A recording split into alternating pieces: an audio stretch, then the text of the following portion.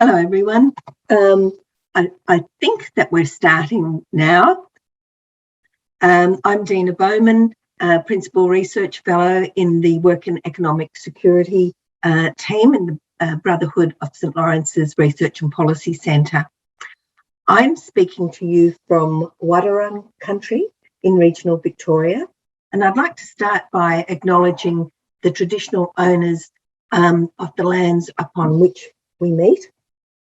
Our panellists join us from Gadigal country and Wurundjeri country, and we pay our respects to Aboriginal and Torres Strait Islanders, elders, past, present and emerging, and extend that respect to the traditional owners of the lands from which you all join us.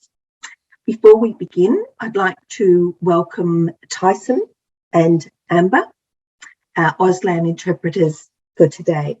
We have closed captioning also available. You just click on the CC button on your Zoom screen. The Q&A feature is available if you have a question during this webinar, and we'll try our best to answer the questions, or feel free to use the chat feature if you wish to make a comment. The webinar will be recorded, and we'll make the recording available. So if you need to drop out for whatever reason, you can catch up on the conversation later. And finally, our hashtag is #DeadEnds if you'd like to tweet. So why look at partial capacity to work? BSL decided to examine the category partial capacity to work because we knew that many people on job seeker payment were not necessarily unemployed. They may be earning, or they may have limited capacity to work. And we know that mature age job seekers are more likely to remain on job seeker payment long term, and many have a disability and or chronic health condition. We also know that job seeker payment is woefully inadequate, just $629.50 a fortnight for a single person with no children. So we wanted to understand more about this category and how it came about.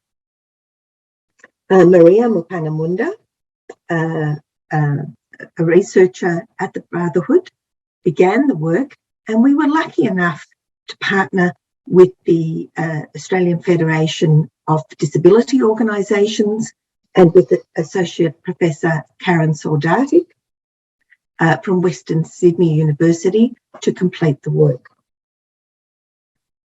The report Dead Ends, How Our Social Security System is Failing People with Partial Capacity to Work, is available on our website. And we're joined today to discuss the issues by a panel of experts. First, we have Professor Peter Whiteford from the Crawford School of Public Policy at the ANU. Then we have Natasha Thompson from the Australian Federation of Disability Organisations, or AFDO. And also joining us is Donna Flood from the Welfare Rights Centre in New South Wales. And one of my co-authors, Associate Professor Karen Soldatic from Western Sydney University. I'll hand over to Karen, who'll give a brief overview of the issues. Thanks so much, Dina, for the introduction, and it's great to be here with you all today to discuss the findings of our report. I too would like to pay my respects to the Indigenous elders and leaders, past, present and emerging, and extend and acknowledge our Indigenous colleagues with us here today. Thank you so much for joining us.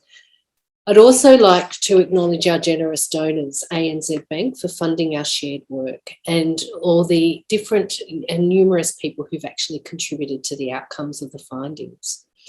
The report identifies the significant changes that have occurred across social security payments in Australia since the mid-late 2000s, with ongoing incremental reforms to various payments, but most particularly the disability support pension.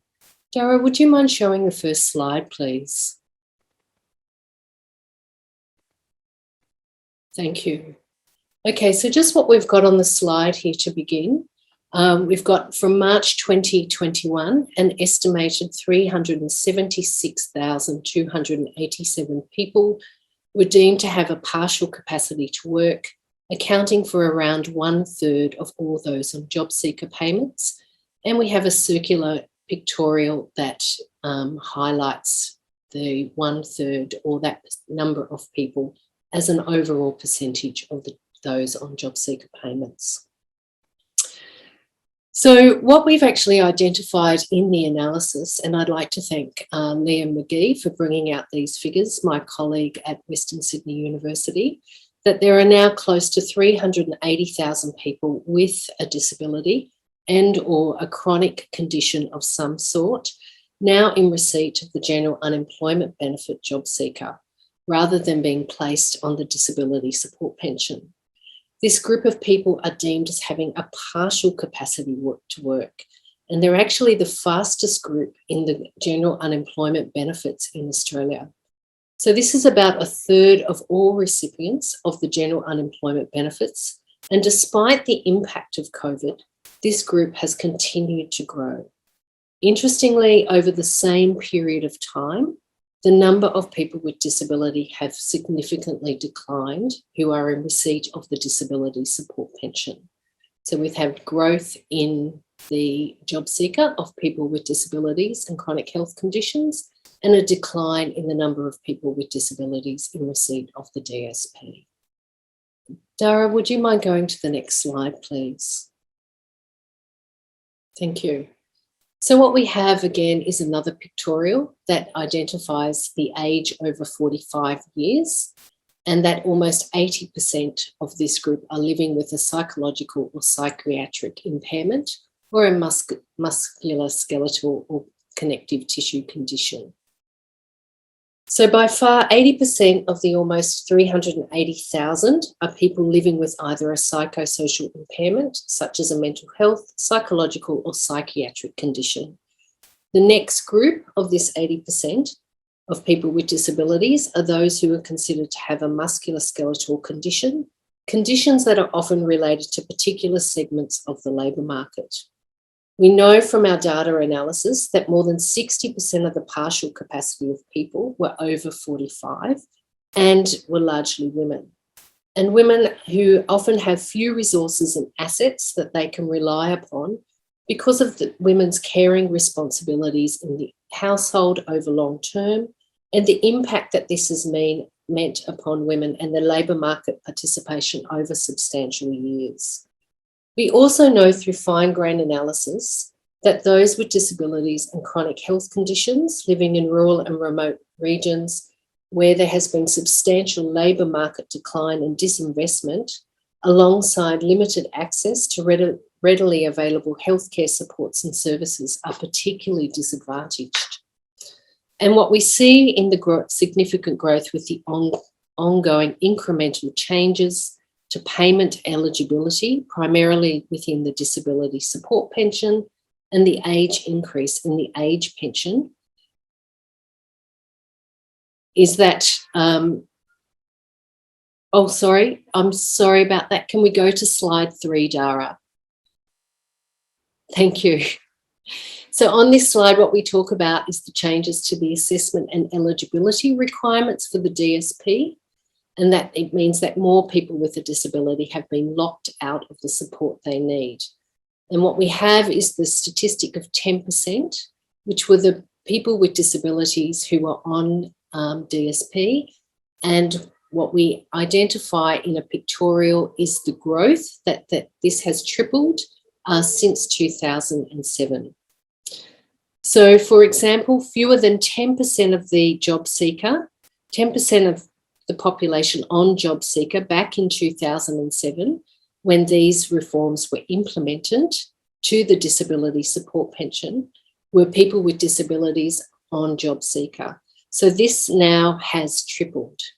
And this is because of ongoing incremental reforms to the idea of the way that time capacity to work each week has been assessed and the kind of criteria that has been used, the way that disability or impairment is now determined, and the types of medical evidence that are required for individuals to gain access to a disability support pension, alongside a core criteria that is classified as fully diagnosed, treated and stabilised. And we know, particularly in the area of psychosocial impairments, where conditions often cannot be fully diagnosed or stabilised or fully treated, that this has had a significant detrimental effect to their access to the DSP. And that's why they're the highest growing group. So from this analysis, we'd like to make a number of core recommendations, which we will put up on the slide. Thanks, Dara, for moving this forward. But also what we do highly recommend that if you have a chance to go to the report, particularly the opening sections, which highlight all of our recommendations throughout. But one thing that we feel that's particularly important overall is to establish a Social Security Commission. And that's really to determine the amounts of payments to ensure that they keep people out of poverty and to ensure that Social Security payments fall outside of the political cycle, so they don't get caught up in the politics of the day. The other is in particularly that where we found that it's become increasingly burdensome is to simplify the application process. So remove the burden of assessment upon the individual and reinstate the treating doctor's report with a supporting Medicare item so that the health system and those completing those reports on behalf of their patients and DSP applicants receive the required amount of time to complete those reports to the level of information that's required. One of the things that we also found in the report is that due to the lengthy process of determination, there were high levels of generated social distress. So one of the things that people asked that we discovered in our own research at Western Sydney University is what people really needed was clear information pathways and supports, and that information was timely and responsive to individual circumstances. So people understood exactly what was happening to their application and what their alternative supports were in train to support them whilst they were waiting for determination or if that determination to the DSP was unsuccessful. The other thing that we found particularly about is the need for disability employment support programs and funding parameters that not just promoted employment of any kind, that actually promoted sustainable, decent work that offers opportunities for career development and flexibility to respond to people with disabilities and chronic health conditions and what their needs were. It's clear that people with disabilities do want to work, they do want to participate, but the kinds of jobs that they want are jobs that provide long-term growth, economic stability and mobility, and that offer dignity and reward. I'd now like to hand back to Dina to provide the overview of our panel. Thank you. Thanks so much, Karen. So yes, now to our panellists where we can have a bit of discussion. I'll go first to Donna, a community lawyer and Welfare Rights Centre in New South Wales.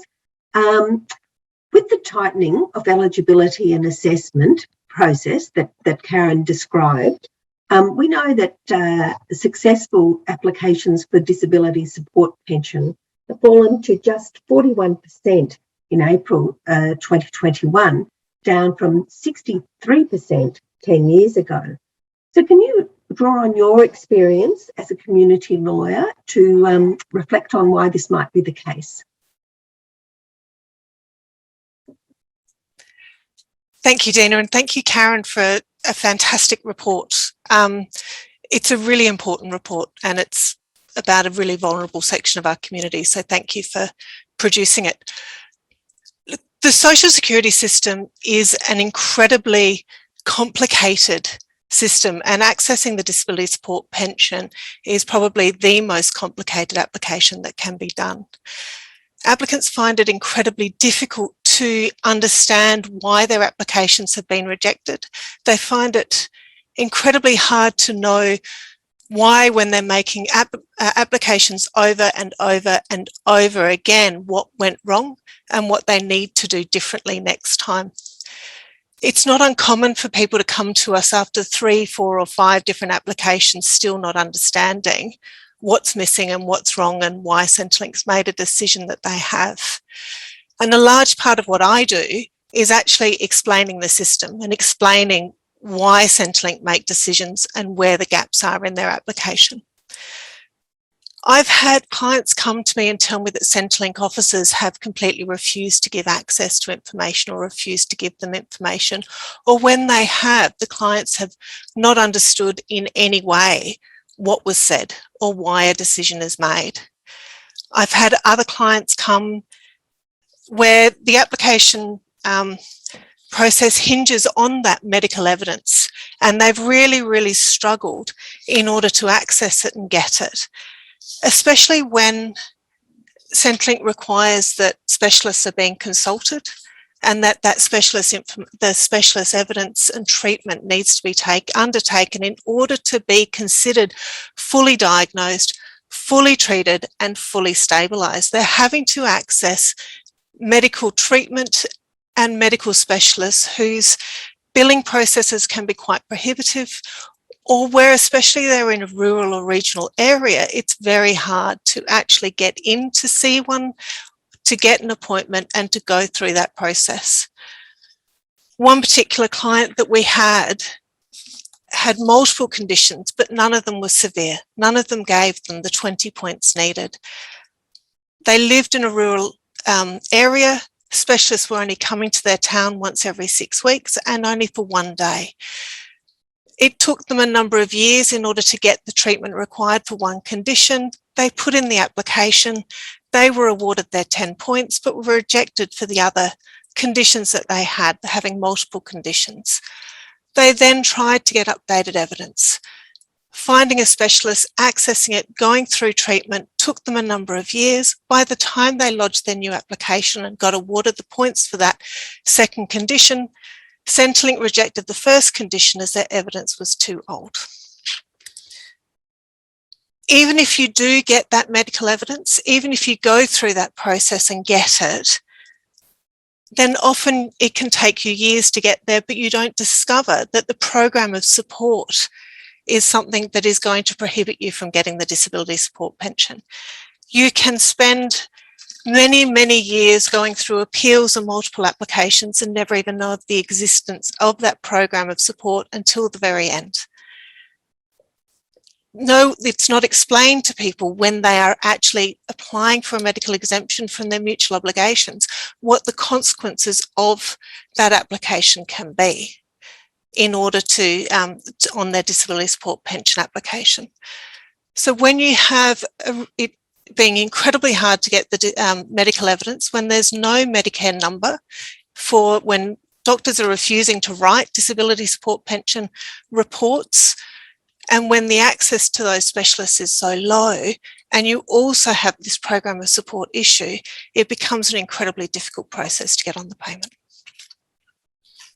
Thanks, Donna. I'll ask Natasha now, as someone with disability and with experience of having to advocate on your own behalf to access appropriate social security, how does what Donna has described and our research resonate with your experience?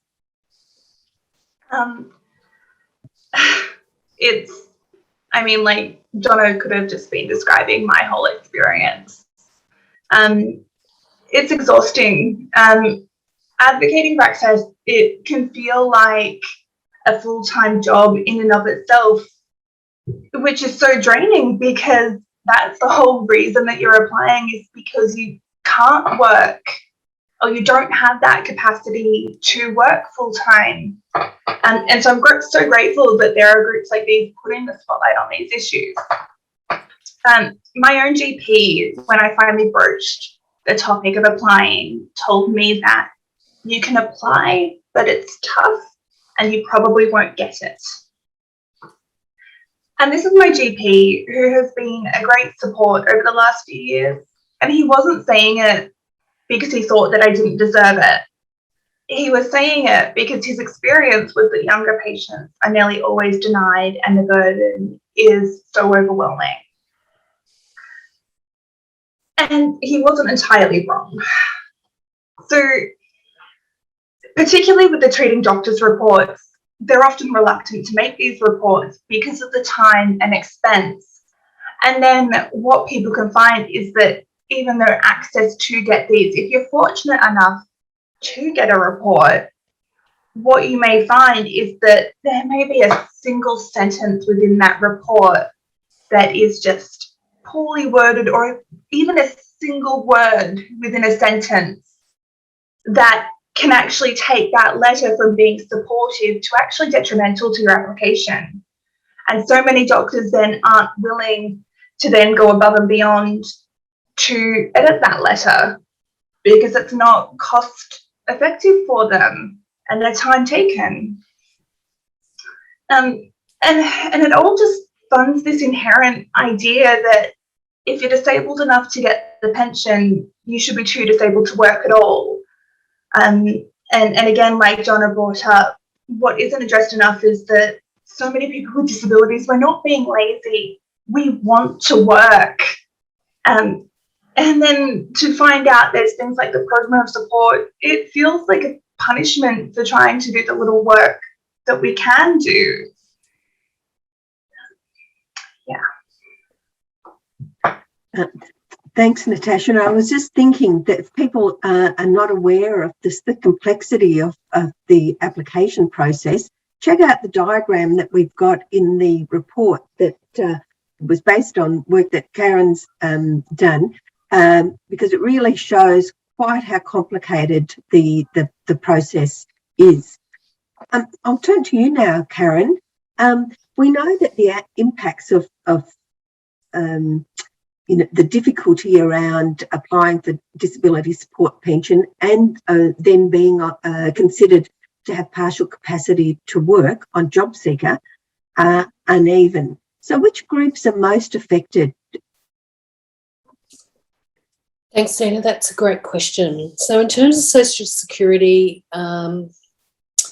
we know both from the data and the long-standing in-depth qualitative research that I've done across the country and in collaboration with some colleagues, that the most adversely affected really since this is all implemented around late 2000s are women over 45 years, also people living in rural and remote areas. And that's really particularly the case for all of the issues that Donna just identified.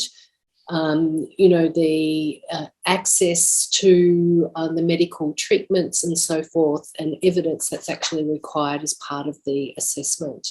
So if we think about that in terms of rural and remote, that does also have a huge impact on Indigenous Australians who are living with chronic condition and illnesses. And this has been documented along the way with a number of Ombudsman's reports done, particularly around 2016. If you wanted to check that out as well. We're really, it's in particular, it's often, especially the over 45 category. From my own qualitative research in rural and remote and regional Australia, I would suggest that one of the things too is that we know, I guess that I learnt, is that many of the people have worked for long periods of time. They've been engaged actively in the labour market since their late teens, early 20s. And the kinds of work that they've done is associated, resulted in wear and tear on the body, such as cleaners in hospitals, working in mines. And often what's happened is they've actually been medically retired from the workforce, being told that they should go onto a pension. and then actually discovered when they've gone to Centrelink that despite the specialist recommendation to be medically retired, they're seen as having a partial capacity to work. And that's really one of the reasons of post 45. And if we think about the cohort that is largely represented around psychosocial impairments and musculoskeletal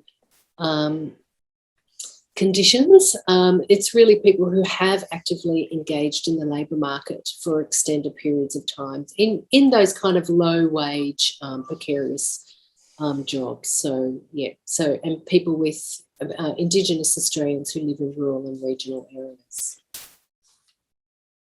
Thanks, Dina. Thanks, Karen. I'm multitasking, looking at the questions and the comments, which are very interesting, focusing on issues around the role of the doctors and the need for doctors really needing support to understand what is required in terms of evidence for DSP applications. I'll turn to Peter now, though. Really, from a broader perspective, as a well-known expert around these issues, to what extent do you think the issues of that we've been talking about around disability support, pension, and partial capacity to work reflect broader issues in the social security system? Well, thanks, Dina. I think one of the major issues, of course, is the gap between the rates of job seeker payment and the rates of pension payment. Now, if you include the supplementary payments that people on pensions get, at the moment there's a difference of about $320 a fortnight between a job that's for a younger unemployed versus a disability support pension. So $320 a fortnight, that's about, so somebody on a pension is getting 50% more. That difference is a consequence of, governments set the policies essentially about two things. One, about indexation of payments. So with the exception of the increase in payments that came in April this year, that was the first reasonably substantial increase in payments since the 1990s. So what's happened is that until then, and still, we haven't got a level of payments relative to wages for the unemployed that's higher than it was in the 1990s. So people on unemployment payments sort of effectively assumed to have the same living costs that people did getting on towards 30 years ago, right? Whereas disability support pension, in line with age pensions, has been improved. It's benchmarked to wages as well as indexed to prices, and of course, in 2008, 2009, there was a significant increase, the largest increase in pensions in Australian history since they were introduced. So this gap exists. The current government did last year, of course, they temporarily doubled effectively payments for the unemployed, because the number of people receiving payments doubled in 2 months, and it would have had catastrophic economic effects if they hadn't done that. So this difference is effectively built into our system, and it's only going to get worse. On my calculation, using the methodology that the Parliamentary Budget Office does, that the Treasury does in the intergenerational reports, is that that current gap of $320 a fortnight will double over the next 8 years. And unless we make decisions about the adequacy of payments for the unemployed, that difference is just going to keep increasing and increasing. And it's all driven by, I think both sides of politics are in the past anyway, had been over-obsessed by the budget deficit. So they've seen that shifting people onto First New Start, now job seeker payments, is a way of slowing the growth of social security spending. So it's very much driven by these economic assumptions overall in the government budget. I'll stop there for the moment. Yeah, thanks, Peter. So we've talked about what the issues and the challenges are. So I suppose the next bit of a conversation is really what needs to change. So I'll go to you, Donna. From a welfare rights perspective, what do you think needs to change? So it's probably been fairly clear over what everyone's been saying over the course of this webinar, that there really needs to be significant reform of the whole system, but small changes could make a really significant difference to individual applicants and their ability to access the DSP. It doesn't need to be a really large change to make a difference. There can be smaller changes that will help claimants. If they were to bring back that Medicare line, if they were to bring back the Medicare code so that doctors could actually get reimbursement for writing these DSP reports, if they were to bring back those treating doctor reports, it would really significantly help people to access that evidence that they need to prove their eligibility. If Services Australia were to develop really clear guidelines and clear information about how DSP applications are assessed, how what evidence is needed, what information is needed, and what the process is. And if those guidelines could be targeted to the different people that need it. So you'd have guidelines for recognising the low literacy needs of some DSP applicants. And so you have those guidelines targeted to the applicants. You can have guidelines and information targeted to the support people and the community workers, but most especially also getting guidelines targeted to the medical professionals. There's a real lack of information and a lack of knowledge in the medical profession. The number of doctors that don't understand how DSP applications are assessed and what's actually needed in the evidence is astonishing. People with decades of experience who don't understand. So providing that information and guidelines to the doctors. And finally, rethinking program of support.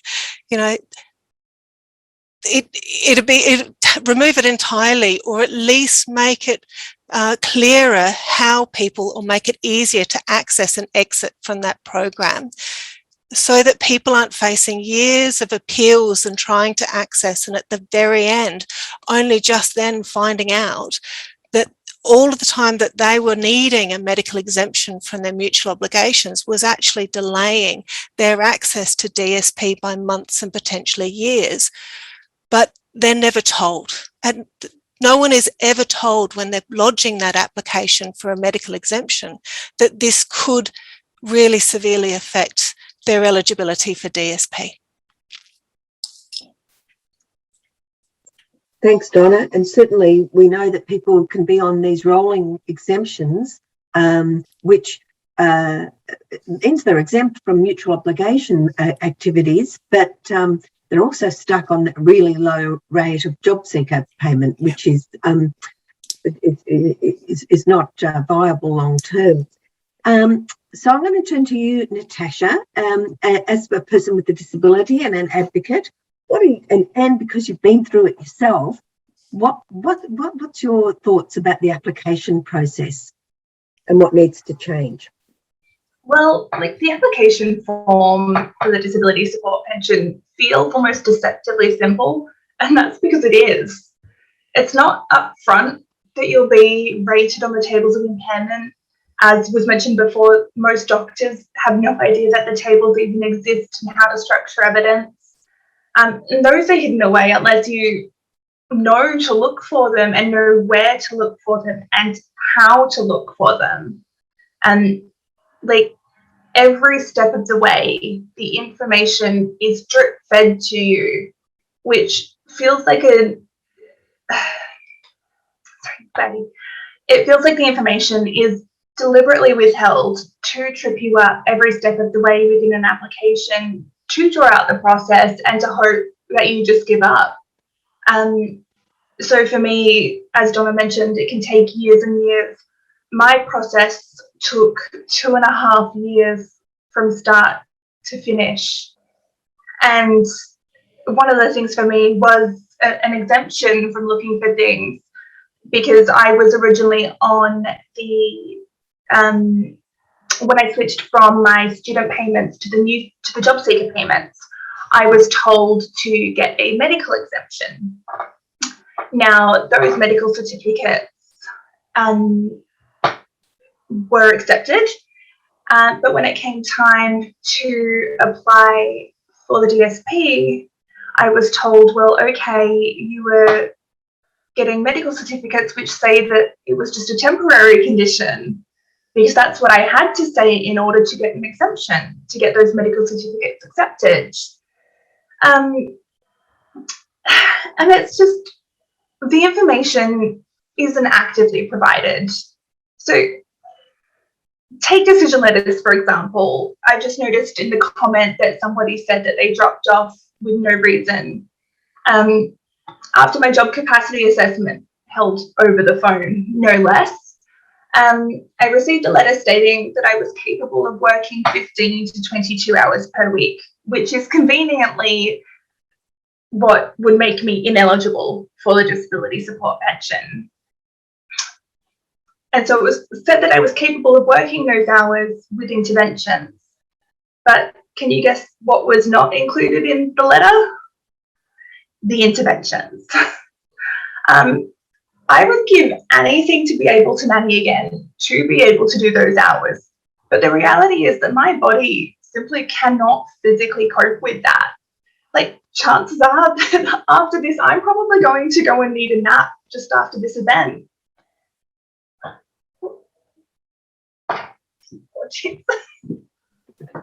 Yeah, thanks, Natasha. And I must say special thanks, because I know it's tough. You were saying it's the first time you've sat at the desk for a while.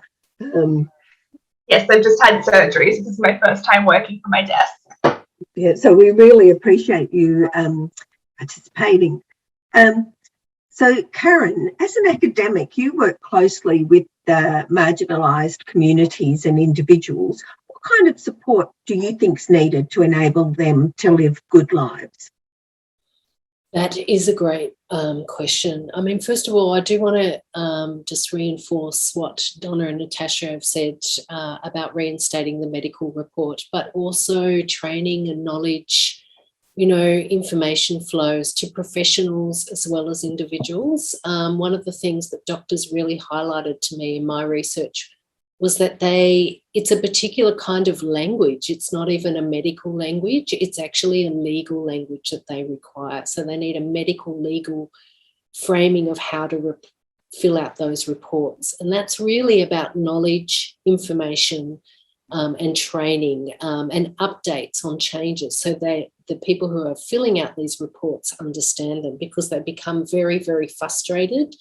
And that's one of the reasons why doctors often refuse to complete the reports, is because they feel that it's futile, because they don't understand it themselves.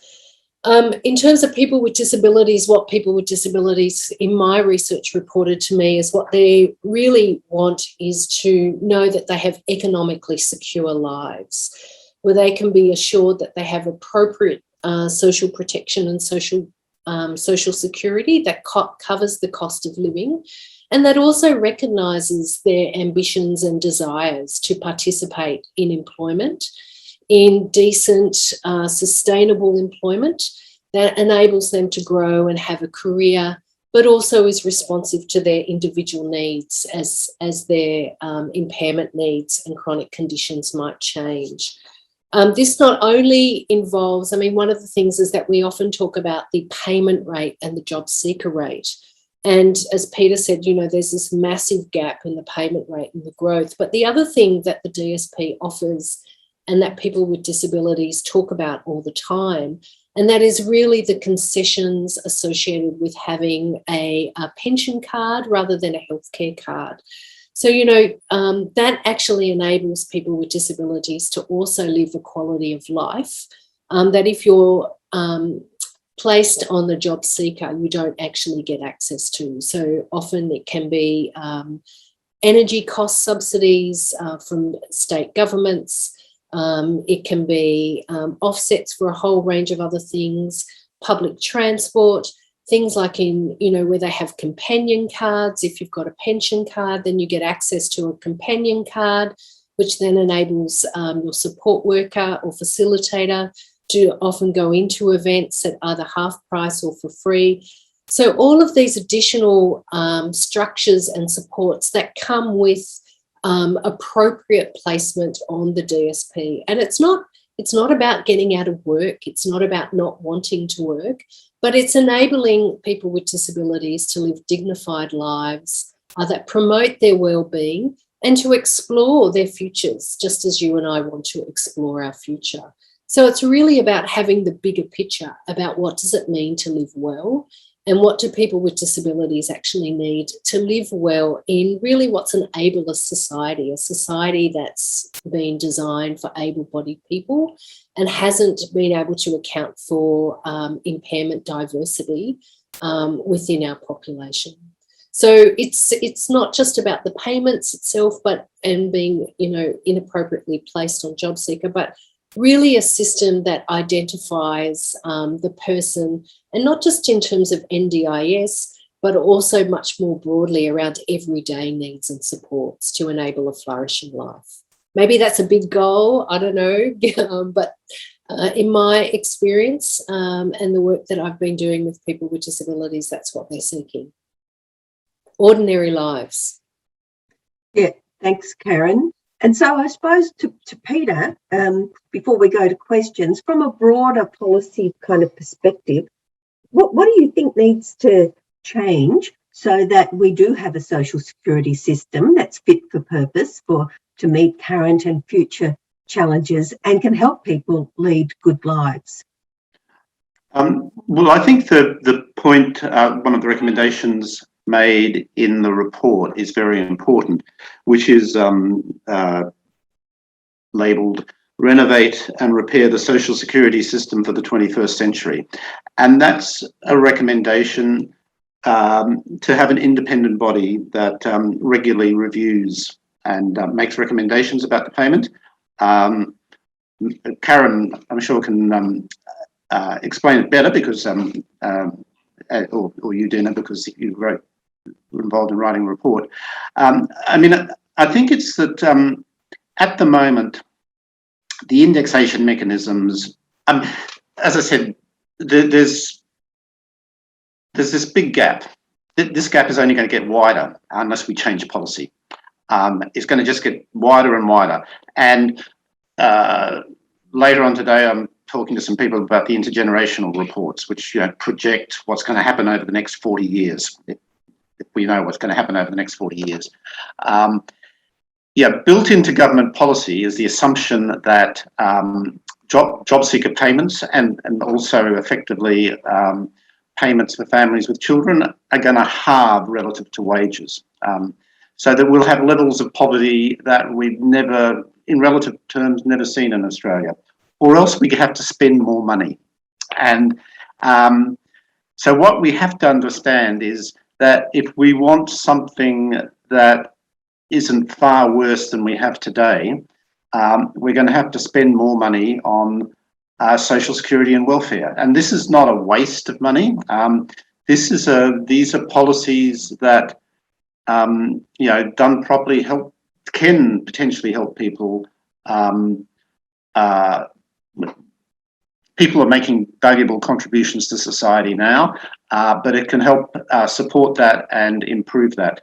So I think the recommendation that there should be these regular reviews, whether that's sort of, I don't think any parliament's going to say we'll automatically follow the results of those reviews unless you set it up something like the Fair Work Commission that's independent. But I think that members of parliament should be forced to justify their decisions on a regular basis. So if they say these payments are adequate, they should be required to argue why they are adequate.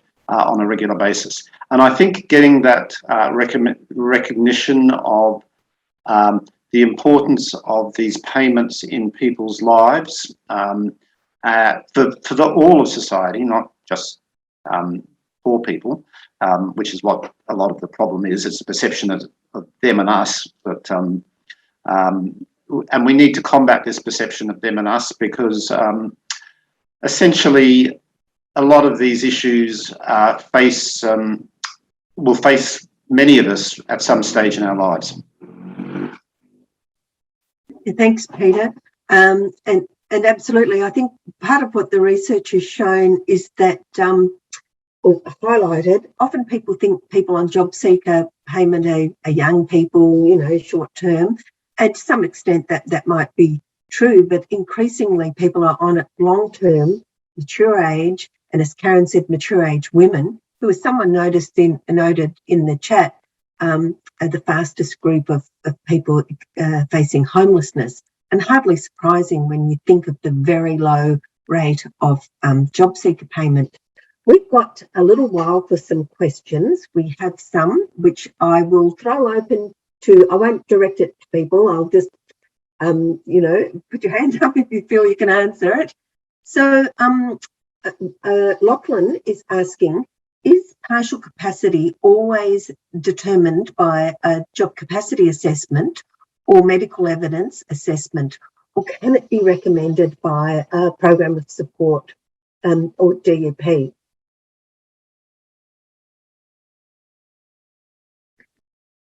Maybe Donna, you might like to answer that. My experience is that the partial capacity to work, so that assessment of whether you are 8 to 7 or 0 to 7, 8 to 14, 15 to 22, and so 23 to 29 hours, comes from that job capacity assessment or from the ESAT, employment, I can't remember the acronym, I'm ever so sorry.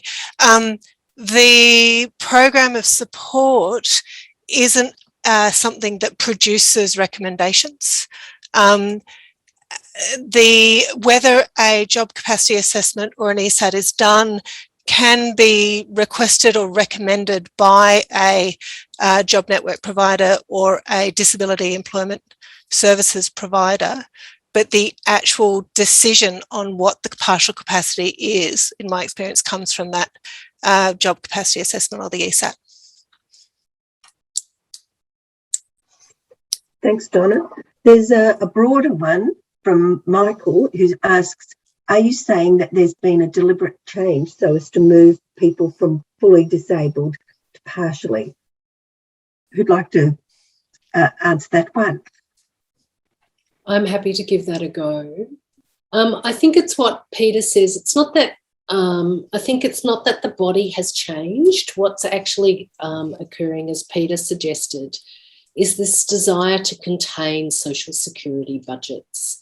And with that desire to contain social security budgets and outlays is looking at ways that people who have a partial capacity to work or deemed as partial capacity to work are what we call in labour market political economy theory around the welfare state is really to compel people to work by driving through fast labour force attachment.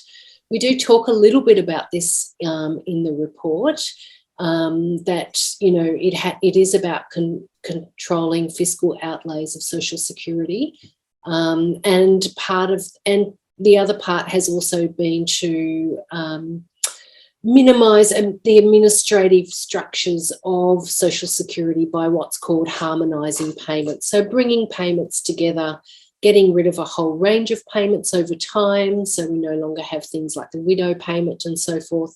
So streaming them more clearly into these larger categories and then slotting people within that. So it is definitely about curtailing social security outlays. But the problem with that, as we've seen with COVID, is actually we know that social security recipients spend all of their money within the local economy.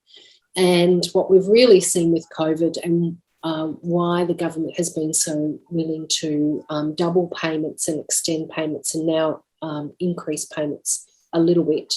I don't, and clearly, as we saw last year, they really need to be increased quite radically on a permanent basis, is that it actually generates local level jobs. So I think what we need to think about is getting away from, social security is just an expenditure, and we need to think about how it actually generates local jobs within the economy, and often local small businesses. Because if we think about where people with social security shop, where they actually spend, they can't afford to go on holidays overseas, they can't afford luxurious items. Most of the things that they're buying generate further investment and job growth in the labour market. And so, we need to stop thinking about social security as just an output, but actually think about what it actually generates, not just for the social security recipient, but what it generates in the broader economy and the general population as well. Not sure if that answers the question. Maybe I got a bit sidetracked, but there's much more to social security and social protection than just the individual. Yes, they're the direct beneficiary, but there's actually results in further investment and growth in the local economy. And Peter might want to talk a little bit more about that. Well, to add to that a bit, Karen, as well, there was that move to tighten access. So I think it was less about trying to move people from fully disabled to partially, but there was the move to tighten access. And my brain has fogged up, so I can't exactly remember the dates and stats. I'm hoping that either Donna or Karen may remember those, but that was something that was done. There's another question here to the panel from Jerry. Does the panel have any thoughts on the variability in people's capacity to work across periods of time? And this is a key thing because of the fluctuating conditions. Would people like to comment on that? I'll happily comment on that one a little bit.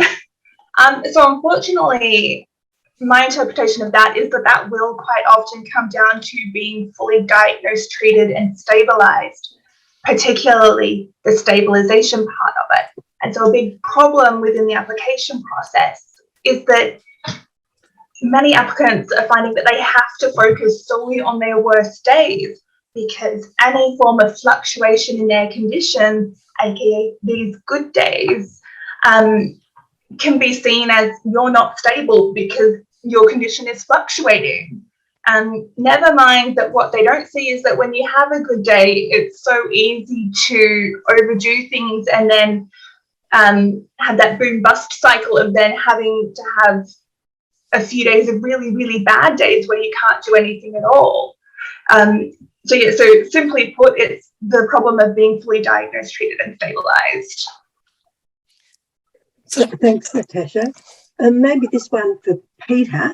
Has there been any research into the time to access the first welfare payment versus the health and social outcomes across welfare systems globally? That is, do faster, fulsome payments and supports defray or avoid worse health outcomes and social outcomes like homelessness, etc.? I'm not aware of sort of definitive Australian research on that. I mean, there is quite a range of research that's relevant to it. So say, for example, and there was something I think just last year coming, some Dutch and German researchers using HILDA, the longitudinal survey run by the University of Melbourne, to show that more adequate benefits, say for example, are associated with, it's actually important for people to take time to get the right job, actually. Yeah, so taking the first job that's forced on you is actually, for society as a whole and for the individual, is counterproductive. That that you better match people's skills if you if you're able to, sort of give them time to look for the job that actually suits their background and experience. Now but that only applies to a certain group of people, obviously, in terms of people who've been in jobs and lose them. But although it also applies to people applying for a job in the first instance. I think in health terms, there's also evidence that, early intervention is really important. Now, so say, for example, again, this is more oriented towards in Australia, the unusual nexus that we have of